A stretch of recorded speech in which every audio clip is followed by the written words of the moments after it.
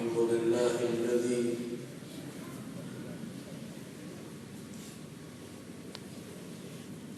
خلق الموت والحياة ليبلو الناس أيهم أحسن عملا. أشهد أن لا إله إلا الله وحده لا شريك له، وأشهد أن محمدا عبده ورسوله لا نبي ولا رسول بعده. اللهم صل وسلم على عبدك ورسولك وحبيبك محمد وعلى آله وأصحابه أجمعين. أما بعد،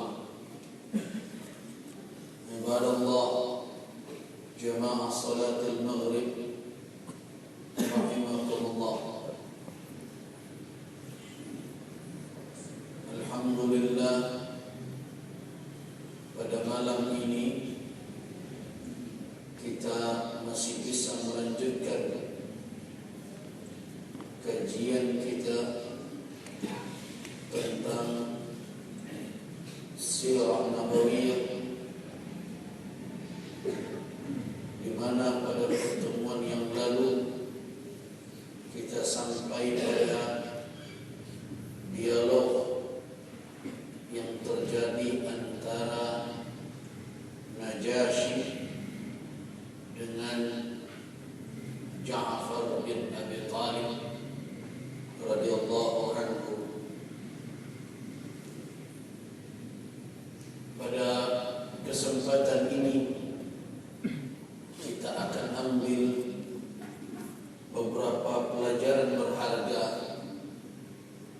yang terkait dengan kondisi terkini di mana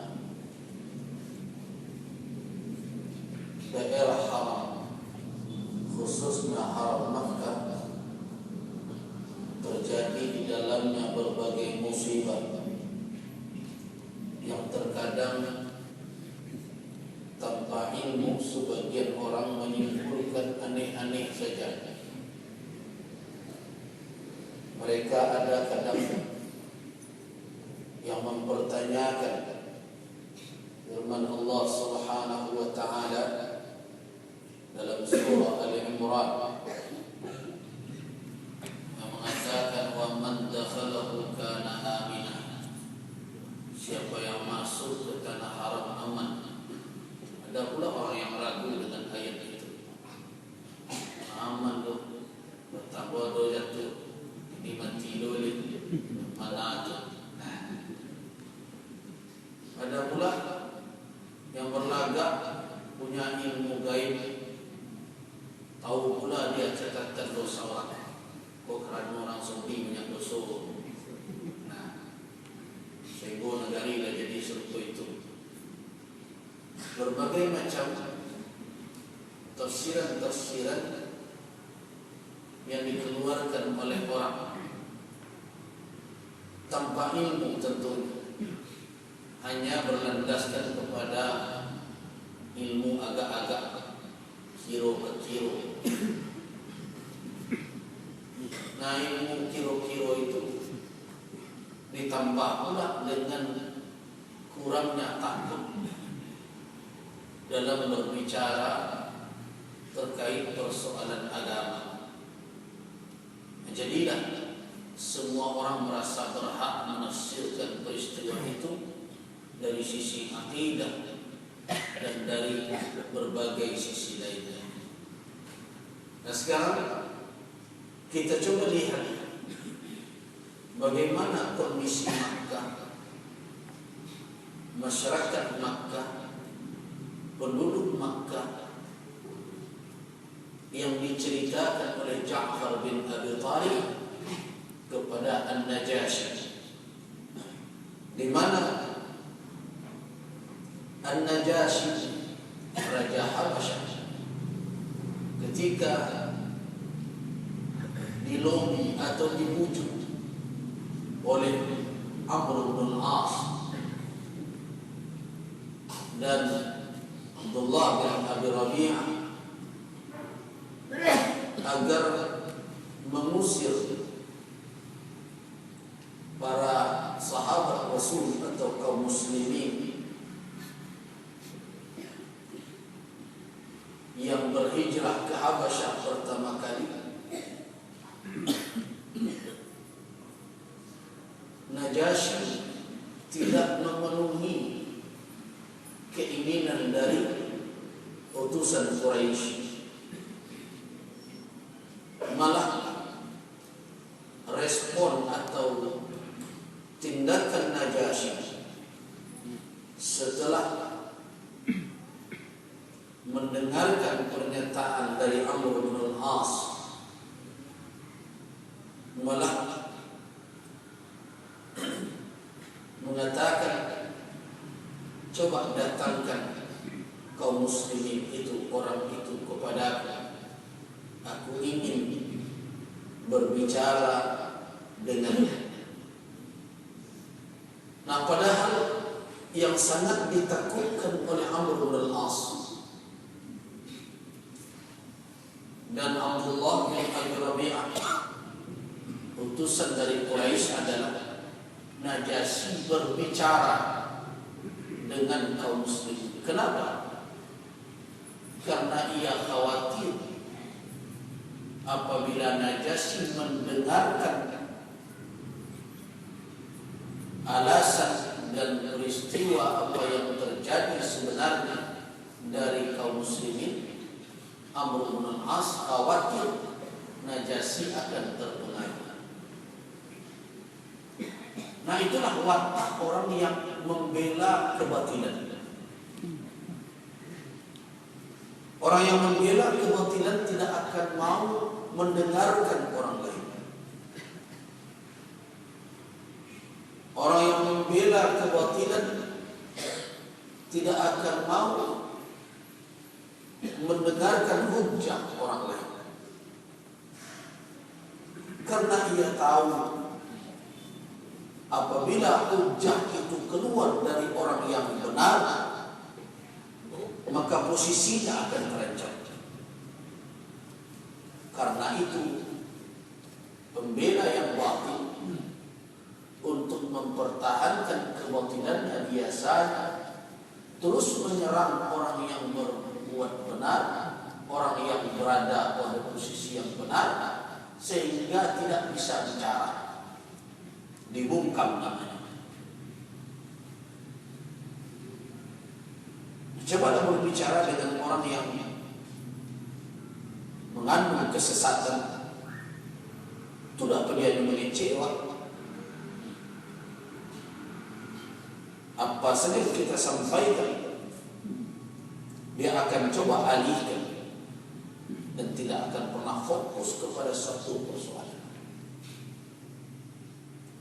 Nah, karakter ini telah ditunjukkan oleh utusan Quraisy. Mereka takut kalau Najasyi mendengarkan pula dari kaum muslimin. Kenapa dia takut?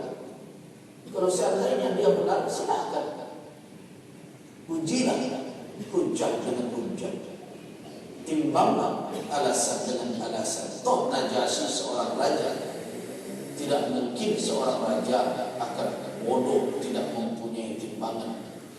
Berbeda dengan kondisi sekarang, banyak orang naif, tidak mengerti. Tapi dahulu biasanya para pemimpin itu terpuji. Jadi yang membuat mereka takut adalah kebatilan mereka akan terungkap. Nah, jadi kalau orang yang berada di atas yang hak, la takhaf wa la tahzan, tidak usah takut, tidak usah sedih, tidak usah cemas. Kenapa? Karena yang kita pegang itu bukanlah yang batil, tapi kebenaran. Kebenaran itu biasanya ditegakkan dengan bayyinah, dengan bukti. Nah, apa yang dikhawatirkan oleh Amr bin al-As itulah yang terjadi. Najasyi marah mendengarkan permintaan Amr Amr bin Al-As yang disokong oleh para pembesar kerajaan. Tidak usah panggil mereka wahai raja. Ini kaum mereka, utusan dari keluarga mereka, tentu lebih tahu dengan mereka daripada kita. Serahkan saja orang itu kepada dua orang itu. Faghadiba, marah Najasyi ketika itu. La illallah, tidak, kata Najasyi, tidak akan sedia illa usallimuhum ilaihim, tidak akan aku serahkan kepada mereka, wala akan, dan tidak akan aku perbuat itu. Kenapa? Qauman jawaruni wa nazalu biladi, mereka adalah kaum yang telah bertetangga meminta suaka kepadaku. Wa nazalu biladi, dan tinggal di negeriku.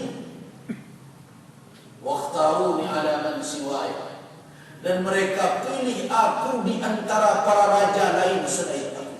Ingat, di masa itu kerajaan bukan hanya Habasyah saja.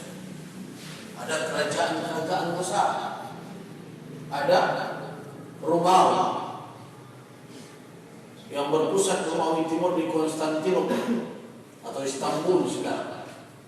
Ada Persia yang beribu kota di Madain. Ada daerah kerajaan-kerajaan di pinggir laut Arab. Kenapa Najasyi yang dipilih? Najasyi merasa orang ini memuliakan dari sekian banyak raja. Ikhtaruni, mereka pilih aku. Mereka pilih aku.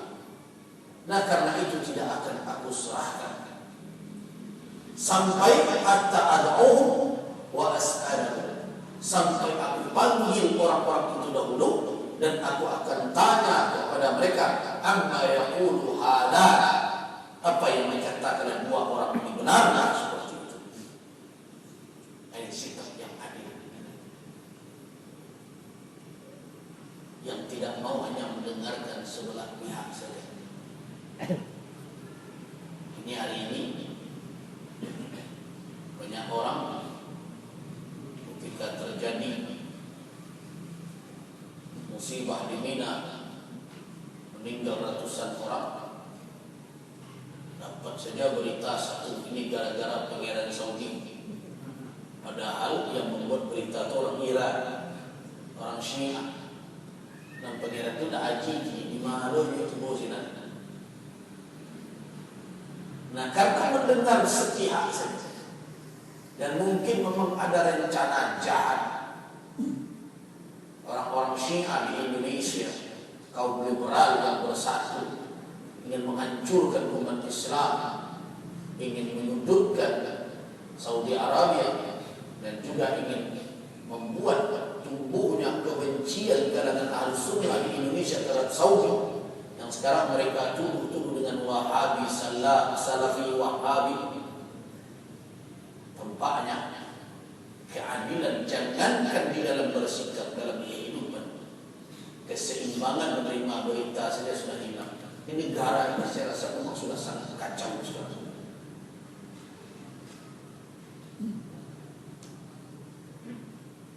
Pintar juga Najasyi daripada orang-orang itu. Najasyi tidak mau menerima begitu saja. Walaupun cerita Amr bin Al-As ini telah diawali dengan hadiah. Hadiah sudah diterima. Tapi Najasyi tidak menganggap hadiah ini bisa menghambatnya untuk bersikap adil kepada kaum muslimin.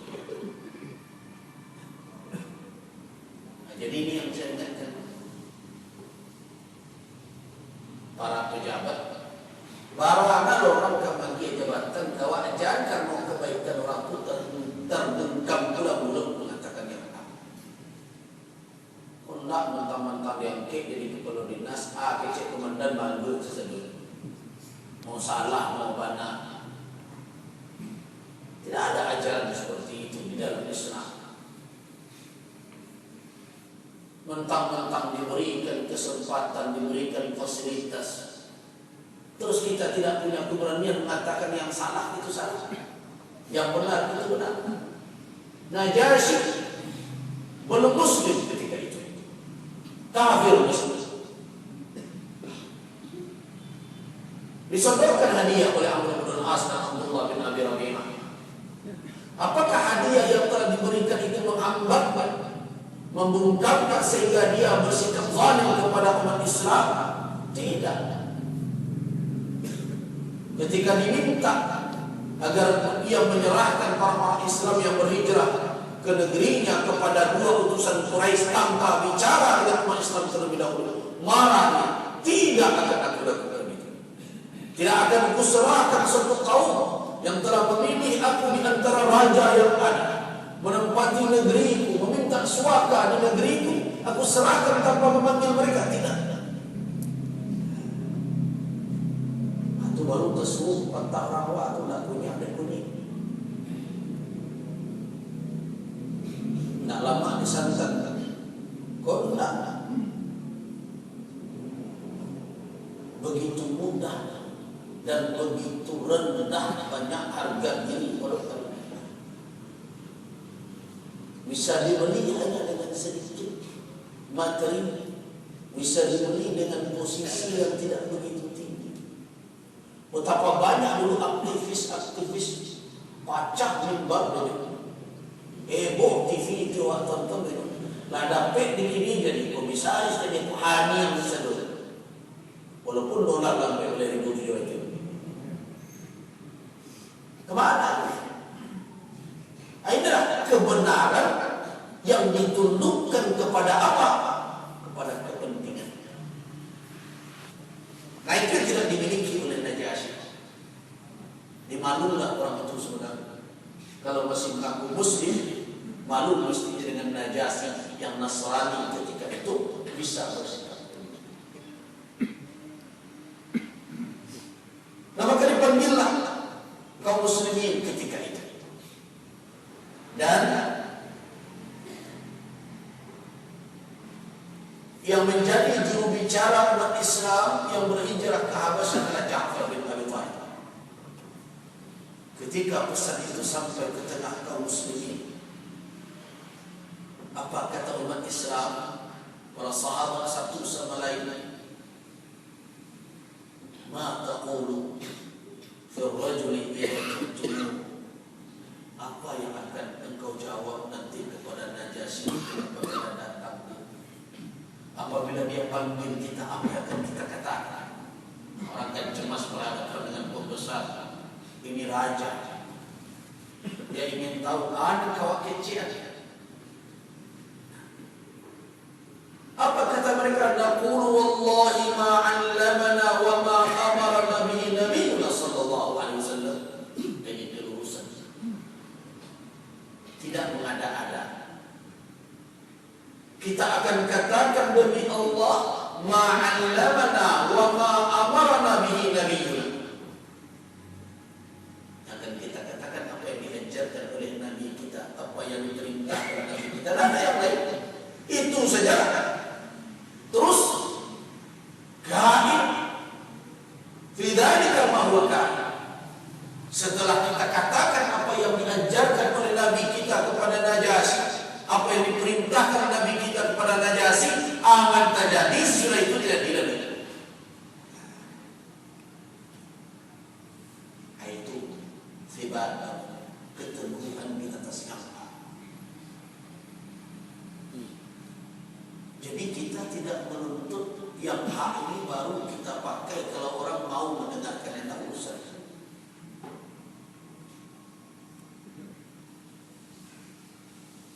Yang hak itu katakan, mau orang itu faham atau tidak faham, mau orang itu mengerti atau tidak mengerti dengan posisi kita, tidak usah.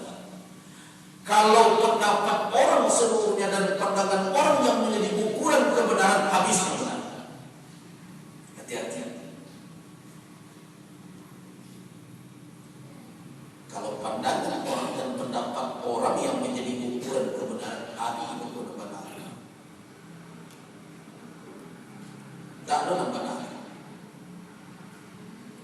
semakin ke penghujung dunia ini, semakin kabur oleh banyak orang yang benar. Ingat, Hudzaifah bin Yaman pernah bertanya kepada Nabi sallallahu alaihi wasallam, "Kunna fi syarrin ya Rasulullah, kami dahulu dalam keadaan berada di dalam keburukan. Faja'ana Allah bihadzal khair, dan Allah mendatangkan kebaikan ini kepada kami, yaitu Islam. Wa nahnu fil khair, dan kita berada di dalam kebaikan. Hal min ba'di hadzal khair syarr?" Itu tanya Hudzaifah bin Yaman. Apakah setelah kebaikan ini ada keburukannya ya Rasulullah? Qala na'am. Kata Nabi, ya, ada. Untuk kata Hudzaifah bin Yaman, aku bertanya, wa hal min ba'di dzalika syarr khair? Apakah setelah keburukan itu adakah kebaikannya ya Rasul? Qala na'am. Kata Nabi, ya, ada. Ada kebaikan.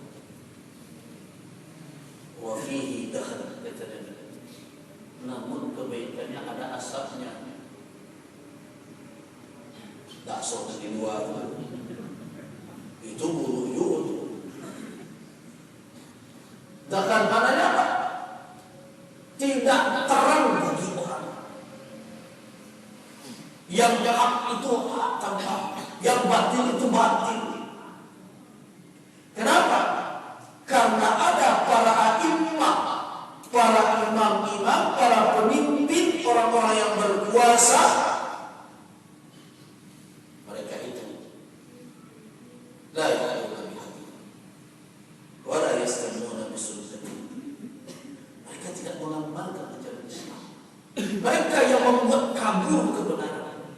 Nah, semakin ke penghujung dunia ini, semakin banyak kabur yang menutupi mata orang ketika melihat yang hak, melihat yang benar. Makanya beruntung sekali kita diajarkan doa oleh Nabi, Allahumma arinal haqqa haqqa warzuqna ittiba'ah wa arinal batila batila warzuqna ijtinabah. Ya Allah, perlihatkanlah yang hak itu hak tanpa kami, beri kami anugerah bisa mengikuti, dan perlihatkan yang batil itu batil terlihat juga, dan beri kami anugerah untuk bisa menjauhinya. Jadi kebenaran tidak ditundukkan kepada pandangan orang. Di situ betul begitu orang-orang cuma taman dan jarak. Kemenangkan barajo ke mama barajo ke pemulu barajo ke nambana ke diri sendirinya. Nambana diri sendiri itu payah.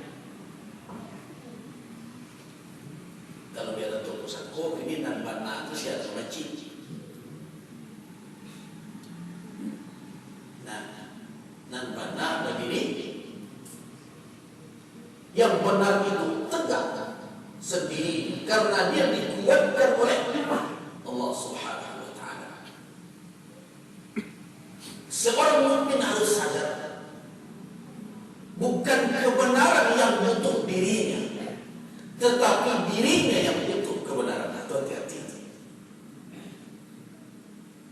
Ada atau tidak ada kita, yang benar itu akan tetap benar. Begitu.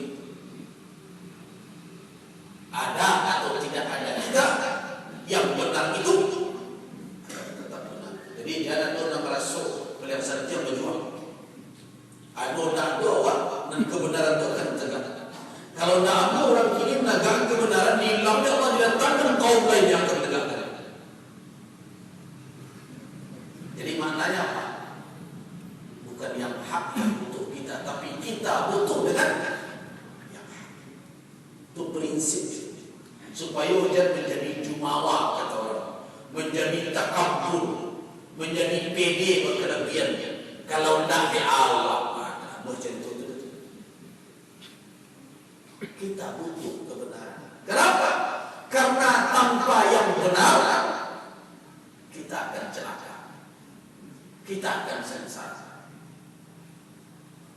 Nah inilah yang ditanamkan oleh Ja'far bin Abi Thalib. Apa yang akan kalian sampaikan kepada rajul, kepada orang itu, kepada Najasyi? Apabila kalian datang menemuinya, naqulu wallah, kami katakan demi Allah, ma 'allamana wa ma amarna bihi nabiyuna sallallahu alaihi wasallam.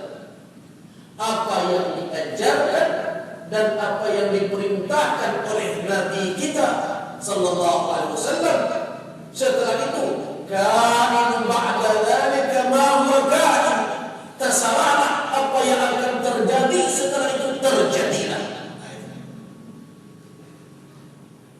Itu istiqamah, as-sibat, keteguhan. Bersyukur kita diajarkan juga doa, ya muqallibal qulub tsabbit qulubana ala dinik. Itu as-sibat. Nah, akhirnya datanglah kaum muslimin menghadap Najasyi.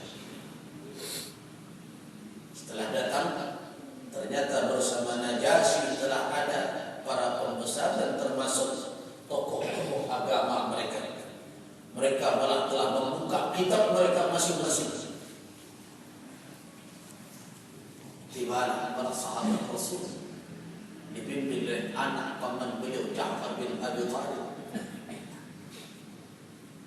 Apa kata Ja'far ketika ditanya oleh Najasyi, ma hadzal din alladhi qad faraqtum bihi fihi qaumakum? Apa ini agama yang membuat kalian berani berpisah, bercerai dengan kaum kalian sendiri? Walam tadkhulu fi dini, tapi anehnya kalian juga tidak masuk ke dalam agama. Wala fi dini ahadin min hadhihi ummah, dan engkau kalian juga tidak masuk kepada agama yang ada diambil oleh umat sekarang. Apa itu agamanya? Kata Najasyi, agama itu yang membuat kalian punya keberanian dan keteguhan berpisah, bercerai dengan kaum kalian sendiri, keluarga kalian sendiri. Akhirnya, bahwa ternyata ukhuwah imaniyah itu bisa lebih kuat dibandingkan ukhuwah rahim, nasab,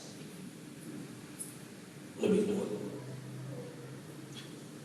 Ketika peperangan Badar, bahwa pada ibu kenal dengan Mus'ab bin Umair. Mus'ab bin Umair itu adalah anak muda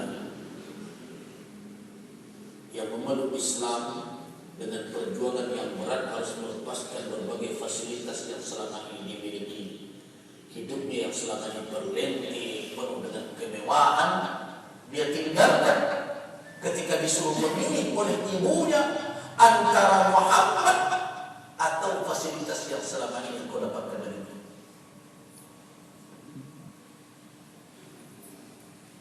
Kata Mus'ab bin Umair, aku pilih Muhammad Rasulullah.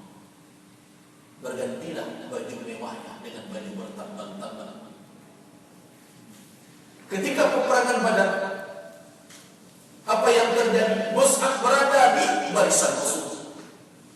Saudara kandungnya Abu Ghair namanya panggilannya, berada di barisan kaum musyrikin. Apa yang terjadi? Salah seorang sahabat dari golongan Ansar menawan kakaknya ini, saudaranya.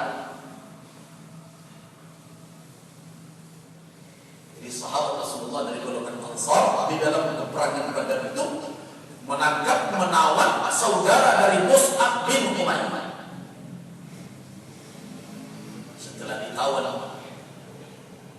terlihatlah Mus'ab dari jauh menuju ke tempat saudaranya yang sedang ditawan oleh sahabat dari Ansar. Tentu gembira hati dari saudara Mus'ab.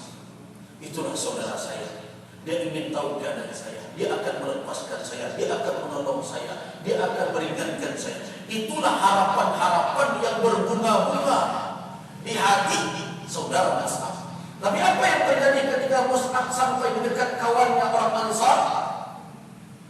Usjud yadaka alaih. Gak arif kabihkan seperti itu. Dan sampai lapik bakul tu. Inna ummahu ghaniyatun. Ini ibunya kayu tu. Sehingga nanti bisa ditebusnya ke engkau. Terkejut itu saudara Mus'ab. Bisa kurang kemelapian. Tapi kecil ke kawannya orang Ansar. Gak arif kabihkan sini. Dan tahu kau nak ibunya kayu tu. Ibu siapa? Ibu nanti ibunya Mus'ab. Ibunya kayu tu. Kalau bisa ditembusnya kau banyak menyakiti dia. Apa kata? Ya Mus'ab, bukankah aku saudara? Lahir dari rahim yang sama. Apa kata Mus'ab? Saudara saya yang ini setelah engkau tidak lagi menjadi saudara. Ditunjuknya orang Ansar. Ini saudara, bukan. Nah, ini menunjukkan bahwa ukhuwah imaniyah, ukhuwah islamiyah jauh lebih tinggi dari ukhuwah yang lain. Persaudaraan yang kokoh. Kita kembali, apa kata Ja'far setelah ditanya, apa ini sehingga kalian bisa berpisah dengan kaum kalian sendiri, berpisah dengan saudara-saudara kalian, rela kalian meninggalkan kaum kalian, negeri kalian? Apa kata Ja'far bin Abi Thalib? Kunna qauman ahlul jahiliyah. Kami ini dahulunya adalah suatu kaum yang merupakan penduduk jahili. Na'budul asnam. Kami menyembah berhala kerja kami. Wa na'kulul maitah. Kami makan bangkai kerja kami. Wa na'til fahisyah. Kami melakukan perbuatan keji zina. Wa naqta'ul arham. Kami memutuskan ikatan rahim.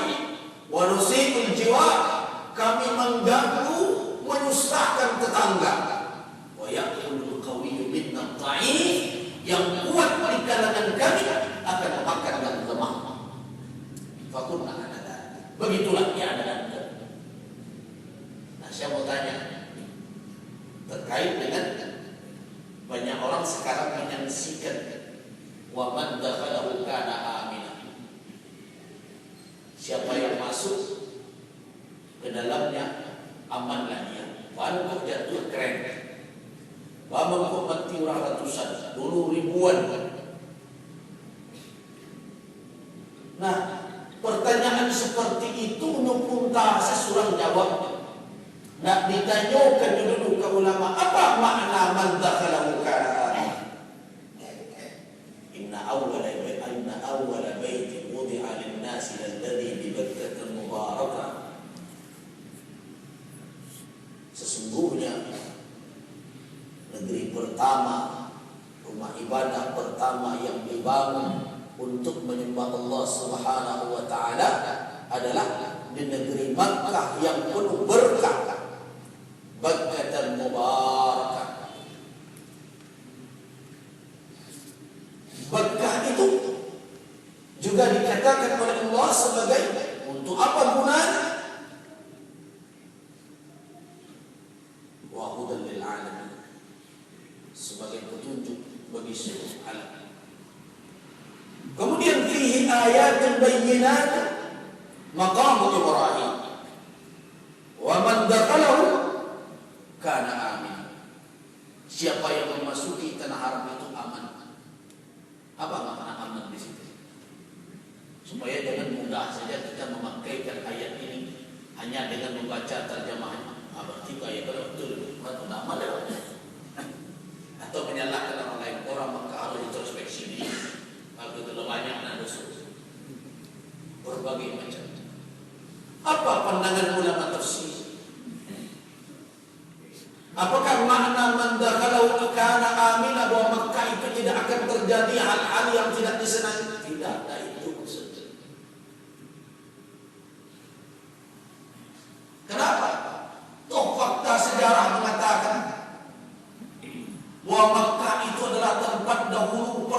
di situ orang saling membunuh satu sama lain. Seperti yang dikatakan oleh Ja'far tadi, ya'kul qawiyyu minna dha'if. Yang kuat di tengah kami memakan yang lemah. Terus kenapa Allah katakan setelah itu? Ayat ini kan turun kemudian dari peristiwa hijrah Habasyah. Ini ayat ini Madaniyah. Sedangkan peristiwa Habasyah adalah periode Makkah. Berarti cerita Ja'far yang mengatakan itulah kondisi kami di Makkah, di negeri kami. Kami menyembah berhala, kami memakan bangkai, kata Ja'far. Kami melakukan zina, kami mengganggu tetangga, kami melakukan berbagai macam yang tidak benar. Dan malah yang kuat di antara kami memakan yang lemah. Itu di Makkah terjadi, di tanah Allah. Nah, sekarang kalau terjatuh keren, membangkit barang bangunan itu, apakah alasan kita mengatakan dia ayat tak benar? Aku keraja orang liberal, keraja orang-orang yang sanksi dengan penggunaan Al-Quran. Kata wa man dakhalahu kana aminan, kata ulama tafsir punya makna yang banyak, ada kemungkinan. Yang pertama kemungkinannya adalah itu tertuju kepada al-madhi, peristiwa yang telah terjadi. Kapan itu? Itu ketika Umratul Qadha. Ketika Nabi sallallahu alaihi wasallam pada tahun ke-6 Hijriah gagal, boleh dikatakan tidak berhasil masuk ke dalam kota Makkah, terhadang di Hudaybiyah, sehingga tidak jadi melakukan umrah. Dan di sana terjadi perjanjian Hudaybiyah, satu-satunya perjanjian terjadi antara Rasul dengan kaum musyrikin. Di dalam perjanjian itu salah satu butirnya, kalau Muhammad ingin untuk beribadah, untuk datang berziarah ke Makkah, silahkan datang di tahun yang akan datang. Nah, sebagian orang sahabat ragu, apakah akan aman kita masuk? Nah, ternyata dibuktikan oleh Allah pada tahun ke-7 Hijriah, setahun setelah perjanjian Hudaybiyah, musim berikutnya Nabi dan sahabat masuk ke kota Makkah dalam keadaan aman, tidak diganggu oleh apapun. Ini membuktikan benarnya mimpi Rasul sallallahu alaihi wasallam, di mana Rasulullah sallallahu alaihi wasallam pernah melihat di dalam mimpi beliau bahwa beliau masuk ke Makkah dalam keadaan aman, bercukur rambut beliau. Itu yang dikatakan oleh Allah di dalam surat Al-Fatah ayat 27, laqad sadaqallahu rasulahu ar-ru'ya bil haqq. Allah telah membuktikan kebenaran mimpi nabinya, mimpi rasulnya. La tadkhulunna al-masjidal haram insyaallah aminina muhalliqin. Kamu pasti akan masuk Masjidil Haram dalam keadaan aman dan bercukur rambut. Ini yang dikatakan. Berarti siapa yang masuk ke Makkah dalam keadaan aman, kata ahli tafsir, salah satu maknanya itu peristiwa yang lalu. Kan fi'il madhi. Wa man dakhala, siapa yang telah masuk. Maknanya adalah Rasul, para sahabat yang masuk ketika tahun ke-7 itu dijamin oleh Allah. Dan kini tidak ada jaminan. Sedangkan makna yang kedua, ini bukan jaminan aman satu yang berada di Makkah. Maliaman di Makkah. Tanya oleh jemaah haji dengan kehilangan. Jadi itu keliru kita memahami aman itu. Wasangko di Makkah itu tanah suci, tidak ada terjadi jahil, tidak ada terjadi namun siapa yang mengecil oleh itu? Ketika Abdullah bin Zubair bertahan di Makkah dan kemudian diserang oleh pasukan Hajjaj, apa yang terjadi? Hancur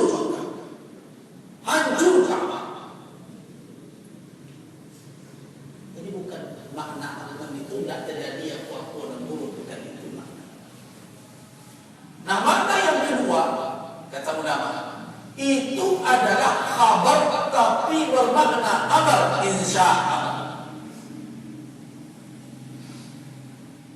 Redaksinya dalam bentuk berita. Siapa yang masuk ke dalamnya amanahnya. Sama dengan firman Allah, "Faman hajja fala rafasa wala fusuqa." Khabar. Siapa yang berhaji indah berkata kotor, indah berbuat fusuk. Saya mau tanya, apakah orang yang membuat ayat 6 kayak haji? Tidak ada yang kotor-kotor. Aduh, orang mencari begini. Orang mencakap. Nah, jadi makna tidak ada rafas bukan tidak ada hakikat waktu yang terjadi. Jadi makna man dakhala kana amina perintah, yaitu agar membuat aman, perintah kepada orang-orang Makkah, usahakan membuat aman orang yang masuk ke dalamnya. Tentu istita'ah. Nah, karena itulah makanya ada dalam kajian fikih, apabila ada seorang yang berbuat kejahatan yang akan dilakukan padanya qisas, iqab, kemudian dia lari ke Makkah berselindung berusaha mengamankan dirinya, apakah boleh dia dihukum di Makkah? Kata sebagian ulama tidak boleh.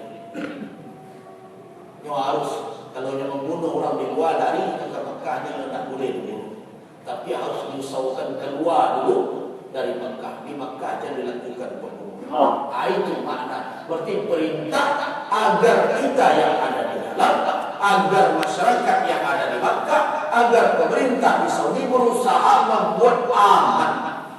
Itu makna. Nah, tentu itu sebatas kemampuan mereka, dan mereka meningkatkan kemampuan. Saya termasuk yang sering bertengkar dengan askar Saudi. Banyak hal-hal yang saya kadang tidak sependapat, tapi saya tidak pernah melihat mereka lalai. Mereka telah berusaha. Kalau disarahkan ke orang Indonesia, mau urus itu, amu ragu mereka tahu. Asuk sesampai ini lembaga sudah. Asuk mau urus dolar saya pandai. Aku ada dolar mengecek. Saudi diurus bersama. Bersama banyak keperluan, banyak pendamping. Lalu berserak-serak. Makkah itu diurus. Biar jelas Saudi diurus. Kalau ada usulan nan terbaik usulan. Akhirnya nan kare-kare meminta agar Makkah diurus oleh bersama siap Iran. Nah, Iran itu siap orang. Hasilnya di belakang. Nanti kita lanjutkan setelah ini.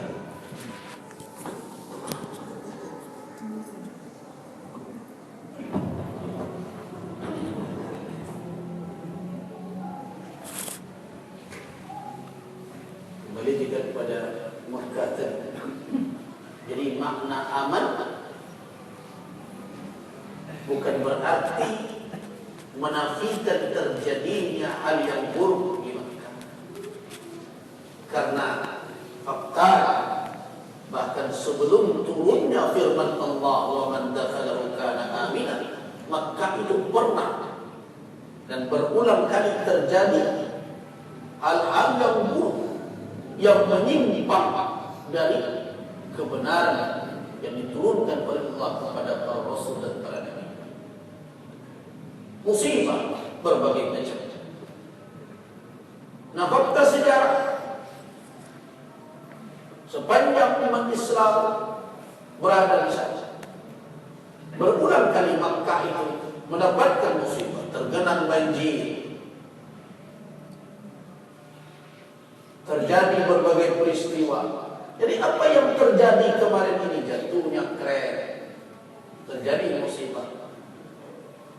Dari satu sisi, dari sisi kejadian itu tidak mengurangi dan tidak membatalkan firman Allah, "Wa man dakhalahu kana aminan." Kenapa? Karena maknanya bukan itu. Jadi kita yang salah faham, pemikiran mana tidak sampai memahami Al-Quran, Al-Quran itu jadi salah. Terus apa yang terjadi? Yang terjadi sebenarnya adalah musibah yang tentu kalau bagi orang beriman ketika melihat musibah, yang pertama jadikan musibah itu sebagai teguran, ibtila, ujian yang membuat kita kembali kepada Allah Subhanahu wa taala. Allah menegur kita dengan cara kita. Kembalilah kepada Allah, inna lillahi wa inna ilaihi raji'un. Dan yang kedua, teruslah menghisap diri. Bisa jadi ada keteledoran, kelalaian dan berbagai macam. Tapi bisa jadi di balik itu ada yang mencoba menyengaja terjadinya hal yang demikian. Kasus di Mina itu banyak orang mulai menduga bahwa ini bukan eksiden murni, tetapi by design. Ada rekayasa di balik itu. Saya termasuk yang sering membawa jemaah juga di waktu, walaupun tidak di waktu-waktu padat seperti itu, karena sebaiknya bagi jemaah Indonesia itu menghindari kondisi yang sangat padat. Tapi di waktu-waktu yang cukup ramai, saya tidak bisa membayangkan terjadi hal seperti itu kalau tidak ada yang melakukan tindakan di luar koordinasi. Sepadat apapun, kalau berjalan searah tidak akan terjadi apa-apa. Ketika saya mahasiswa dahulu, jamrah belum seperti sekarang, nasi bulat, tiang saja. Sehingga kalau lontar di sebelah sini, bisa jadi yang kena bukan tiang tapi kepala orang sebelah. Saya pernah membawa petugas Garuda ketika itu mendampingi mereka melontar, ada yang kena kening, ada yang pecah kacamatanya. Kenapa? Orang dari sebelah ada yang menganggap melontar itu seperti melempar setan. Semangat yang ditampur batunya melayang, tidak dipikirkan dia orang sebelah kanan dia. Nah, sering terjadi di jamrah itu eksiden. Tapi berkali-kali saya perhatikan itu tidak lebih karena adanya pertemuan dua arus. Tapi kalau jamaah itu mengikuti aturan dari askar, tidak akan terjadi apa-apa secara teori. Apalagi jalan 201 itu bukan jalan utama, bukan tarik musyah. Itu jalan antara tenda dengan tenda. Karena jalan utama dari Musdalifah itu sudah di atap, dipakai atap, di situ orang berjalan di bawahnya. Nah, karena itu ketika pertama sekali Iran heboh menyalahkan Saudi, saya heran ini kenapa ini orang Iran. Nah, tapi saya tidak mau curiga dulu sampai akhirnya keluar berita dari Syarqul Awsat yang merujuk kepada CCTV yang mengawasi jalan itu. Syarqul Awsat mengatakan bahwa ada 300 jamaah Iran yang tidak singgah dulu ke kemah dari Musdalifah, tapi langsung menuju ke tempat pelontaran Jamratul Aqabah, kemudian berbalik arah dan melawan arus jamaah yang keluar dari tenda untuk pergi melontar. Bertumbuhlah dua ini. Dan sekarang ada surat dari salah seorang dokter dari Mesir yang mencari adiknya. Apa yang ditemukan? Aneh. Banyak orang-orang yang terkena peristiwa Mina ini seperti amnesia, lupa dengan dirinya, lupa namanya, lupa negara. Tidak ada di dalam pengalaman dokter itu secara ilmunya, dalam ilmu medis, orang karena berdesakan seperti ini jadi kehilangan akal. Tidak ada.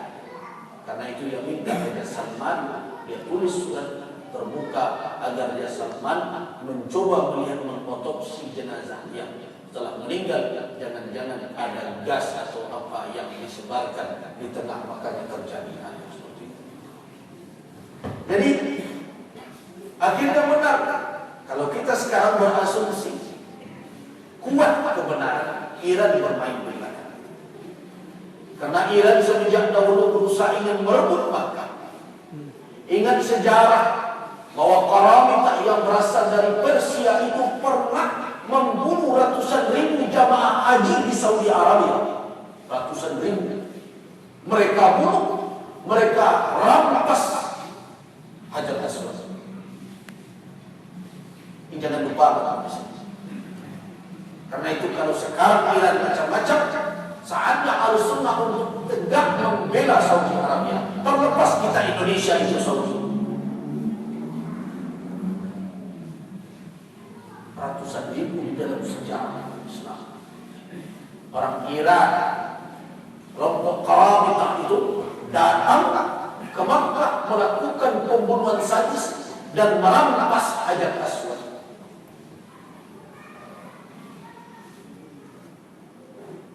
Jadi sekarang Iran punya alasan kuat untuk melakukan itu. Kenapa? Mereka dipermalukan oleh Saudi di Yaman dengan kalahnya pasukan yang mereka biayai selama ini, yang mereka danai, yaitu kelompok Houthi yang mulanya adalah Syiah Zaidiyah tapi diracuni oleh Iran sehingga menjadi Syiah Rafidah.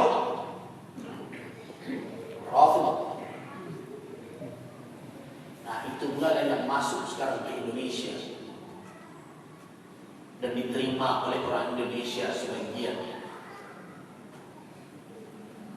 dan diperkawan oleh kelompok liberal jin. Apakah kita ingin negara ini seperti Suriah? Tidak ada suatu tempat apabila Syiah masuk ketika Ahlussunnah, mereka akan melakukan makar. Jangan lupakan itu. Kemana mereka masuk, mereka membuat makar. Mereka masuk ke Irak membuat makar. Karena itulah Saddam Hussein dahulu melakukan memerangi mereka. Nah, mereka berkomplot dengan Amerika. Amerika masuk ke Irak, diserahkan kekuasaan kepada Syiah. Mereka berada di Yaman, mereka membuat makar. Mereka menyiksa, menganiaya Ahlussunnah. Mereka masuk ke Lebanon, mereka ada di Lebanon. Hizbullah itu. Apa yang mereka lakukan? Mereka tidak memberi peluang Ahlussunnah. Mereka masuk ke Yaman, mereka memberontak. Kemana lagi? Mereka masuk ke Sudan, untung Sudan mengambil sikap tegas, diusir dan ditutup berbagai macam tempat dakwah Syiah. Kalau tidak Sudan juga kena. Mesir, mereka sekarang bergembira dengan berkuasanya Sisi. Nah, mereka juga masuk ke Palestina, mereka mencoba memecah belah kaum mujahidin. Iran adalah negara yang terus bermain mata dengan musuh Islam, bermain mata dengan Amerika. Di luar mereka berperang atau mereka berhadapan, tapi di dalam salam-salam. Apalagi sekarang mereka sudah damai. Nah, kebencian kepada Saudi lah yang membuat itu. Nah, sebagian dari masyarakat kita tidak tahu bahwa Iran punya agenda besar di negaranya, di Indonesia. Mereka ingin menyebarkan paham itu, mengembangkannya. Sudah ratusan pesantren Syiah di Indonesia.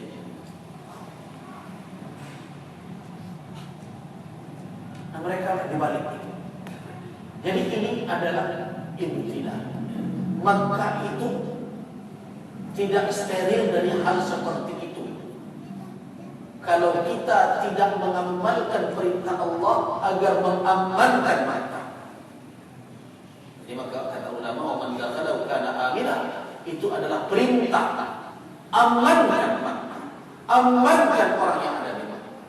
Berarti umat Islam seluruhnya bertanggung jawab ikut bersama membantu pihak-pihak untuk membuat negeri itu aman.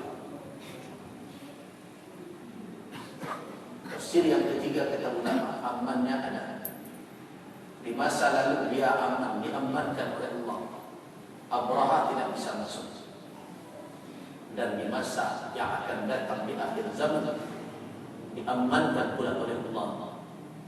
Ia tidak bisa dijejak kaki Dajjal. Dajjal tidak akan masuk ke dalam. Itu makna aminan di situ. Siapa yang masuk ke dalamnya akan aman dari Dajjal. Kenapa? Karena Dajjal yang keluar di akhir zaman tidak akan memasuki dua kota suci umat Islam, yaitu Makkah dan Madinah. Ada orang berpikir, oleh itu Jawa tinggal Makkah. Dan aman di dalam itu nambah iman. Kalau nambah iman, Pak, sesampainya di pinggiran kota Madinah nanti, Dajjal akan menghentakkan kakinya ke bumi dan bergetarlah Madinah. Dan ketika itu Madinah melepaskan atau mengeluarkan orang-orang yang ada yang tidak beriman, orang-orang yang munafik di dalamnya, seperti besi melepaskan diri dari karat. Jadi tidak jaminan dua di situ, tapi perangnya tidak selesai. Nah, jadi makna itu, wa man dakhalahu kana aminan, bukan berarti tidak mungkin terjadi sesuatu itu di Makkah. Itu keliru cara memahami ayat. Tidak benar. Nah, terakhir kita kembali sedikit ke sejarah tadi. Jadi itulah yang terjadi. Berarti kami selama ini berada di dalam jahiliyah. Jahiliyah itu apa? Na'budul asnam. Kami menyembah berhala, kata Ja'far. Kami memakan bangkai. Kami melakukan zina. Kami mengganggu tetangga. Nusiul jiwa. Ya'kulul qawiyyu minnad dha'if. Yang kuat memakan yang lemah, itulah jahiliyah. Kita pernah jelaskan di sini bahwa jahiliyah bukanlah monopoli kaum di zaman tertentu, kelompok tertentu, tetapi adalah suatu perangai dan sifat, suatu perilaku yang bisa hingga pada kaum manapun di zaman kapan. Sampai kapan jahiliyah itu berakhir? Sampai Allah mengutus dari kami Rasul. Mengutus dari kami Rasul. Berarti kejahiliahan bisa ditinggalkan kalau orang mengikuti Rasul. Apakah orang masih akan berkata bahwa mereka telah modern, telah maju, kalau perangai mereka tidak mengikuti Rasul? Tidak. Ja'far bin Abi Thalib tegas di dalam kalimat yang mengatakan bahwa kerja kami yang jahiliyah itu berakhir fakunna ala dhalik hatta tulil ghayah, sampai batas ba'athallahu ilaina rasulan minna. Allah mengutus Rasul kepada kami dari kami sendiri.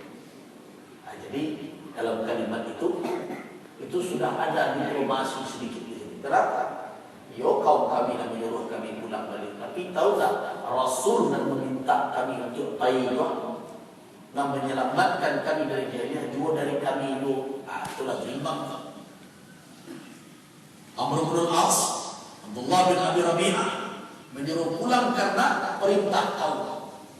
Ternyata yang membuat mereka menghindar dari berbagai macam kezaliman yang dilakukan oleh kaum mereka adalah Rasul dari mereka juga.